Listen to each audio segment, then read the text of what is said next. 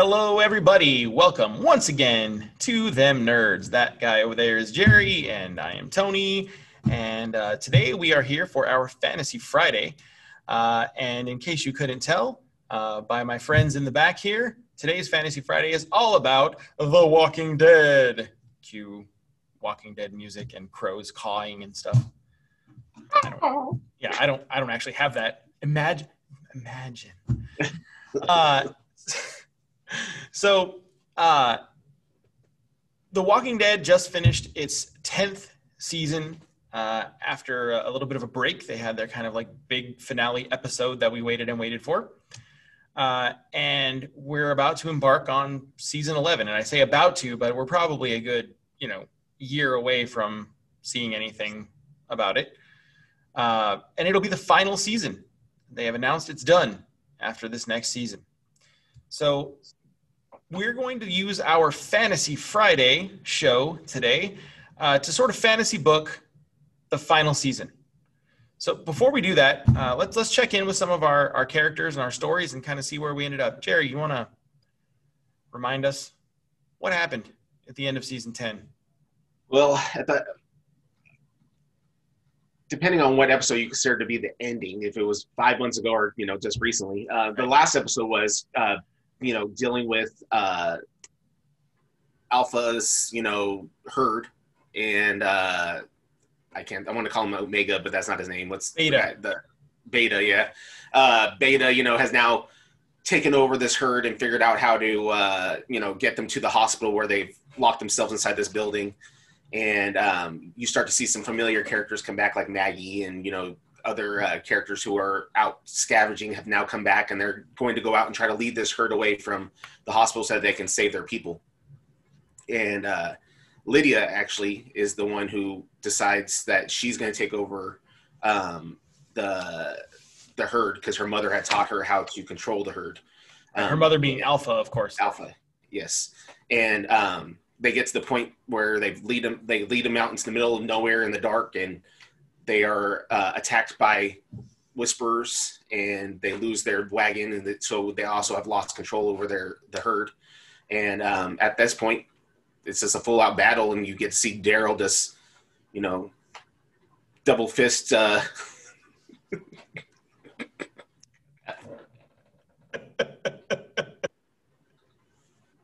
Wait, are you sure you watched the right one?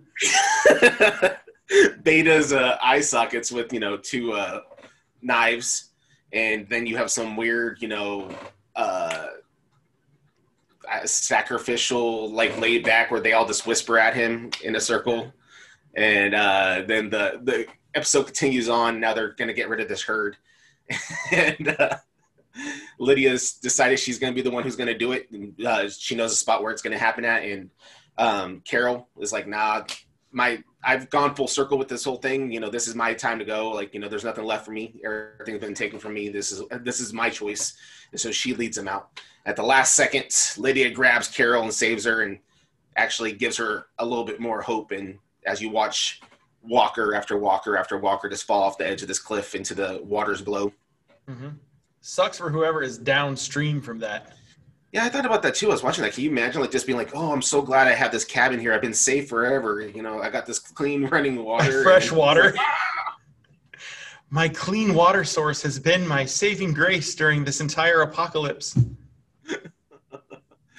Man. Yeah, I actually, there have been some goofy things that happened in The Walking Dead over the course of these seasons. But I think my favorite two goofy things happened right at the end of this season. The first one, you mentioned the wagon. They literally built a big ass boom box. Yeah. And took it in this wagon out into the forest so like, that boom, jump on it. Interesting music choice. Yeah. The second thing, speaking of music, was that Beta was apparently some kind of like well-known country singer. Yes. Well, it was hinted at through many episodes. They would occasionally, you would see. Actually, it was also hinted at in Fear the Walking Dead. There's one of the last episodes of last season. I can't think of the guy's name. He's the barber. He's been around since the very beginning. He's Daniel. He loses his records when they're out, and if you look down on the ground, the LP is laying on the ground. It's a Beta's face. I didn't even notice that. Yeah. That's super cool. I'm gonna have to go back and watch it. I just caught up on Fear like a week ago. I'm gonna have to go back and watch that now. Yeah, cool. And they've really been laying it down for a while there. And if you give it a second chance to watch that last episode after Daryl double fists Beta's eye sockets, and he rips the mask off and is whispered at until he dies by his people. Negan actually looks at him and says, "Do you know who that was?" Right. It's like it clicked in his head, like, "Oh man, like this is so and so. It's Keith Urban." I just hit Waylon Jennings with 2 knives. That's funny. Speaking of Negan, I think my favorite thing about the end of season 10, and one of the things I'm most looking forward to in season 11, is his kind of redemption arc. Like, there's a lot of bad people that have survived. I mean, when you have a situation like this, you must assume that people have a mean streak at least to be able to survive. And he's kind of like coming around. He's trying to, ingratiate himself to these people. And, he and Lydia both kind of have this, there's really been like the 3, big bads that really stand out. The governor, of course, Negan, and Alpha. And, the governor, he just took a samurai sword to the eyeball. Hey, Michonne fisted his eyeball. Yeah. Just fisting everywhere. But, so you got Alpha's daughter and Negan, who are, direct representations of these 2 giant struggles that they've had. They're both in the group, and they're doing everything they can to, help the group. And I thought that was kind of a cool little storyline. Going forward, fantasy booking this thing, because it is Fantasy Friday here, right? So we have to look forward to what's going to happen with these characters. We don't have Michonne. She took off to go look for Rick. Rick is gone, obviously. We've got a Daryl and Carol spinoff that's coming in the future we know about. Maggie's back. So if there were, a handful of things that you would make happen to make this show end, because we know it's ending, to make this show end on a positive, satisfying note, what would you do? Well, I think it definitely needs at least one more big battle, one more bad guy that comes in that the group, joins together to be able to fight off and everything else. And I think that there has to be a good number of people from the core group that continue on. Obviously we know Daryl and Carol make it out. But I also think that I think the show would really pay off with the last episode being a 10 to 15 year time jump. And you see where the people are, where, they actually have families, and, you see like some of these characters that we have now as old people, but they're still leaders within the community. And so really you don't know what happened to Daryl and Carol because they've just been gone this whole time out on their own. So, that way there's still some mystery in the reason why they were able to survive and why we know that there's going to be a spinoff, because their show can take care of that 15-year gap. I would love a time jump. Yeah. And I think that, Negan, you said the thing about character, progression or redemption story. The whole point of The Walking Dead is there's no clean cut line of whether or not you're a good person or you're a bad person. It's all about circumstances that put you in the position that you are. If you look at Negan and the King, right, they're basically the same character. They had to create a persona that made themselves be able to survive. You know what I mean? So Negan made himself so ruthless that he never had to worry about being challenged. You know what I mean? Right. So you see when Carl breaks into the sanctuary and he goes over there and he sees Negan catches him, he still has compassion for, that this is a kid here. I'm not going to, right. He may have beat, everybody in the head with a bat and everything else, but he's not there's still something in there. And that's really, if you think about it, his common chain the whole time has been that when it comes to kids, he doesn't play around. Yeah. So I would love to see the idea of like him being like a father person to like Lydia or something like that, or that's the reason why he dies, is by protecting these kids, so that it's a full circle, and like it's almost like a let Maggie be able to see that, so that she can see that, you know, maybe something she did change this person. Right. Yeah. I remember the little like fantasies or flash forwards or whatever they might have been, where they showed Negan with the gray, you know, the gray beard and stuff, and he was kind of walking around and talking to people, and he was just like a normal member of the community. I would actually like to see, if I was going to fantasy book the relationship between Maggie and Negan, I would like to see Maggie kind of acknowledge that he has changed, but I would like to see the friction kind of remain. I don't think that this deserves a happy ending, because Glenn's brutal killing, honorable mention to Abraham. We didn't forget you, you big old ginger.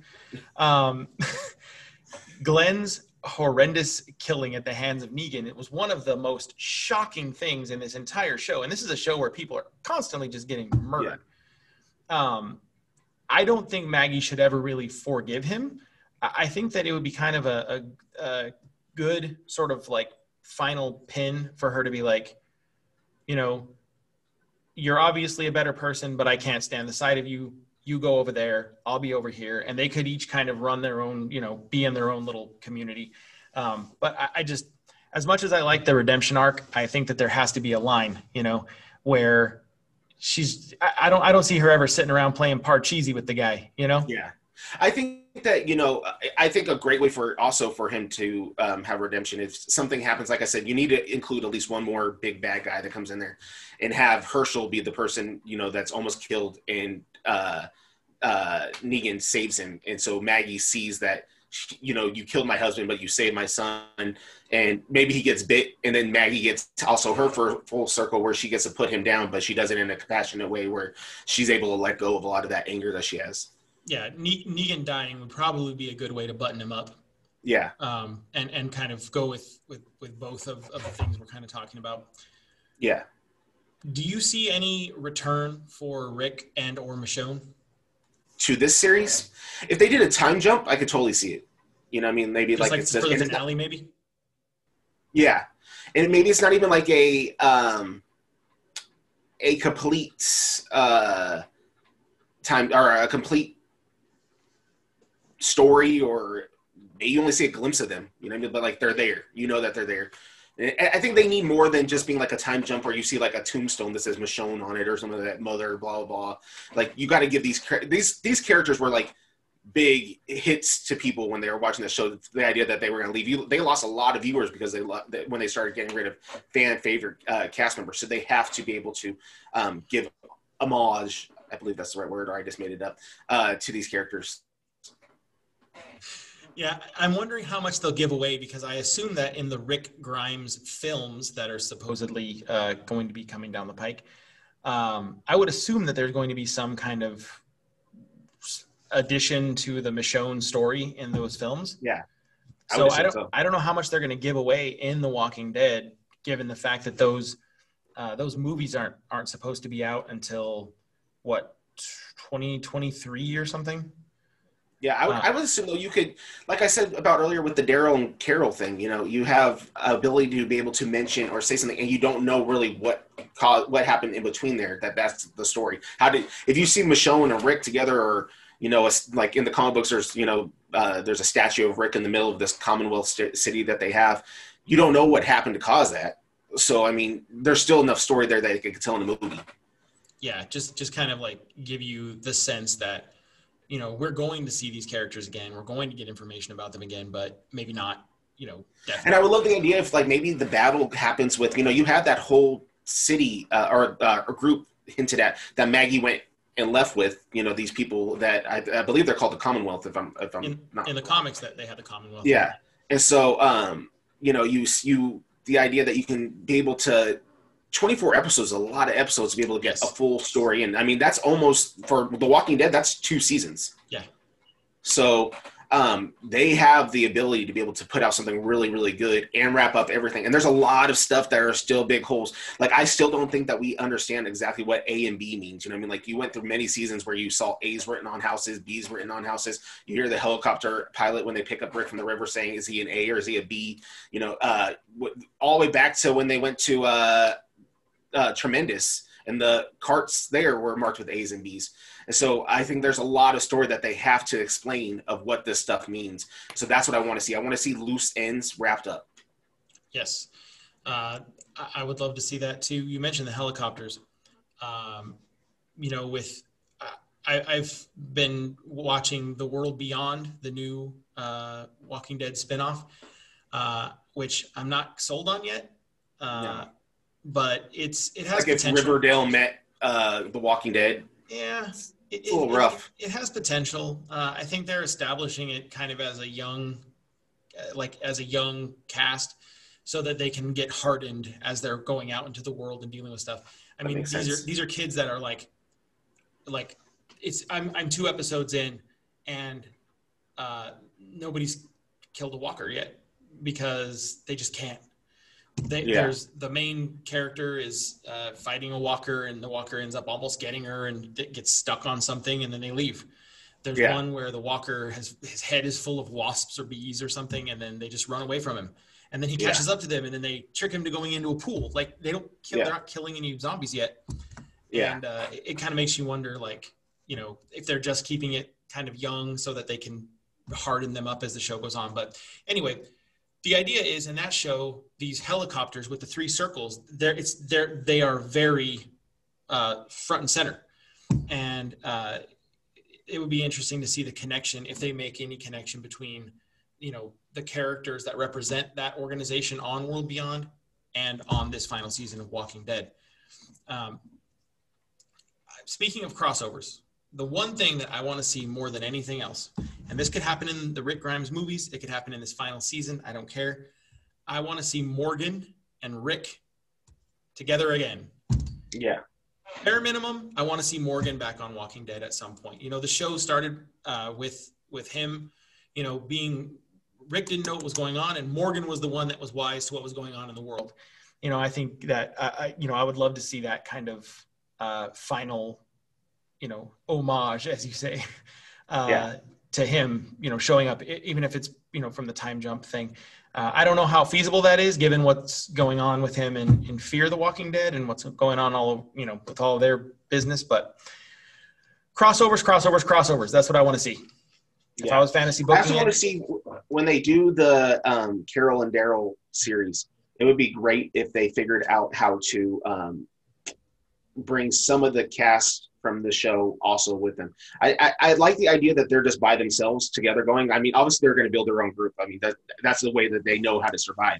Right. But there's like I also don't know if Lydia needs to be completely gone out of the series when you're just getting to know her. I think people are starting to get, you know, to a point where they like her as a character. And Carol and Daryl both have a very close bond with her.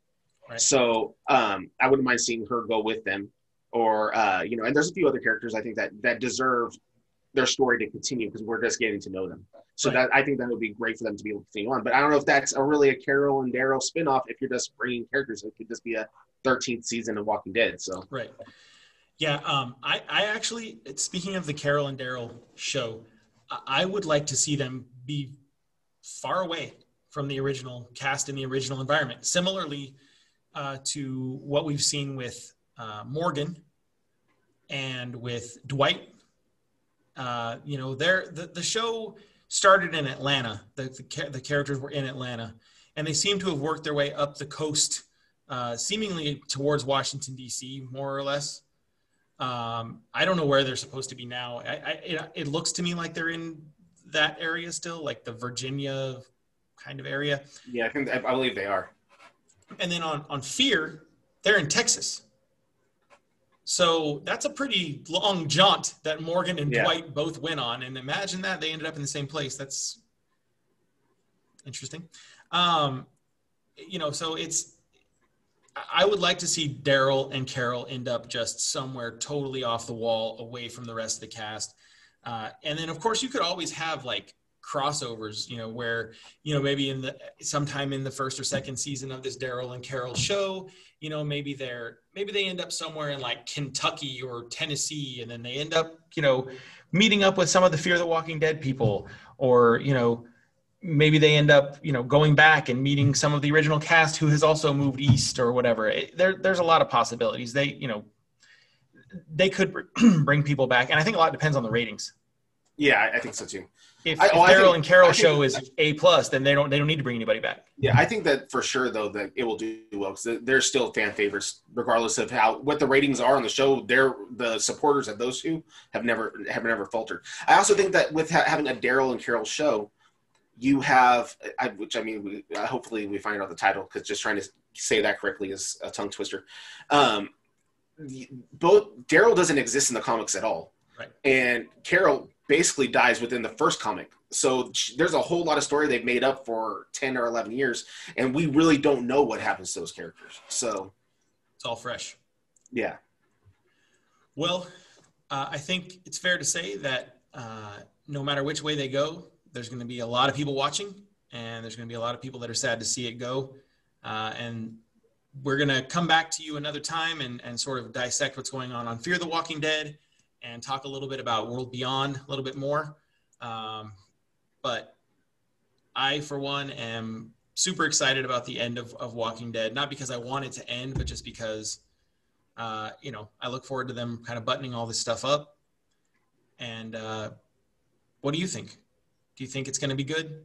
Do you think they're going to button everything up, or do you think they're going to give us a Lost situation where we end up getting screwed out of any real answers? Tell us in the comments below. Tell us on social media. We've been having some really good interactions with our fans on Facebook, in the comments of some of our video posts that we've done.